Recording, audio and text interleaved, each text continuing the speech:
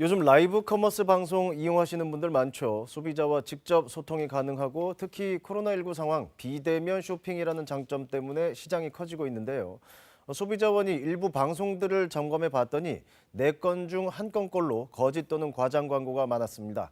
소비자 피해가 우려된다고 밝혔습니다. 정지주 기자입니다. 코로나19 시대 대세는 비대면입니다. 쇼핑도 그렇습니다. 매장 가기보다는 스마트폰을 이렇게 들게 되는데요. 기존 온라인 쇼핑, 이렇게 질문을 올려도 답 없을 때 있습니다. 뭔가 부족하죠. 실시간으로 정보를 받아보고 싶습니다. 그래서 라이브 커머스입니다. 실시간 방송을 뜻하는 라이브 스트리밍과 전자상거래가 합쳐진 건데요. 온라인상에서 판매 방송이 열리면요, 소비자는 채팅을 통해 실시간으로 참여합니다. 따끈한 정보를 받아보는 거죠. 이 라이브가 거짓말하기가 힘들어요. 생생한 육성과 표정이 먹다가 맛없는데 맛있다라고 하기가 힘들고, 이 카메라 너머의 어떤 고객, 소비자에게 바로 전달이 되는 게 장점이고, 판매자 입장에서는 진입 장벽이 낮고요, 표현도 비교적 자유롭습니다. 1,000만 원, 500만 원만 팔아도 되고, 저는 1인 창업자시면 대표님도 그냥 나가서 팔고 그 1시간 동안 100만 원, 200만 원만 매출 나도 좋잖아요. 먹는 거면은 그냥 솔직하게 먹으면서 보여주는 거고. 그래서 기존 TV 홈쇼핑 업체는 물론이고요, 전통적인 유통업체, 그리고 심지어 농수산물 팔려는 지방자치단체까지 채널을 열고 있습니다. 그 시장 규모가 지난해 3조 원에 달했습니다. 앞으로 더 커질 전망인데요.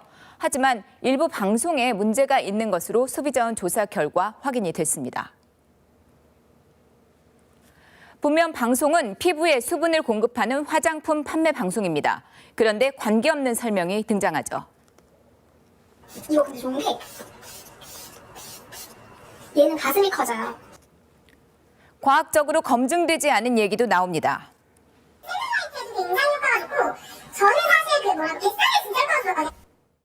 이건 여성용 유산균 판매 방송입니다. 갑자기 진행자가 치료 효과를 얘기하자 판매자가 당황하는데요. 우리 여성들이 가지고 있는 여성 질환에 굉장히 효과가 좋다고 하더라고요. 맞습니까? 뭐라고 해야 되지? 소비자원이 라이브 커머스 방송 120개를 조사했습니다.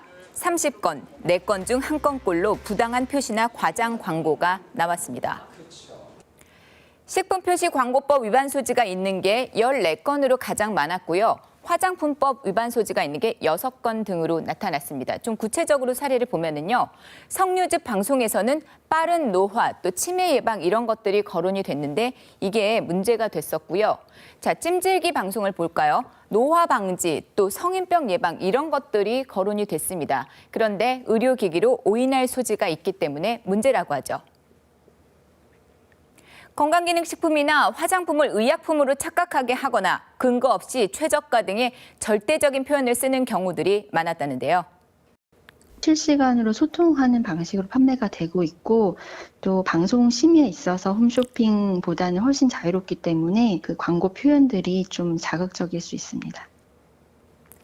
판매자와 소비자가 실시간으로 소통을 하는 공간입니다. 친근감을 느끼게 되죠. 과장되거나 사실이 아니더라도 쉽게 믿게 된다는데요. 그래서 소비자원은 판매자들에게는 광고 관련 법규 교육을 실시할 것과요, 법규 미준수 판매자에 대해서는 신고 기능 도입을 할 것을 라이브 커머스 운영사에 권고를 했습니다. KBS 뉴스 정지주입니다.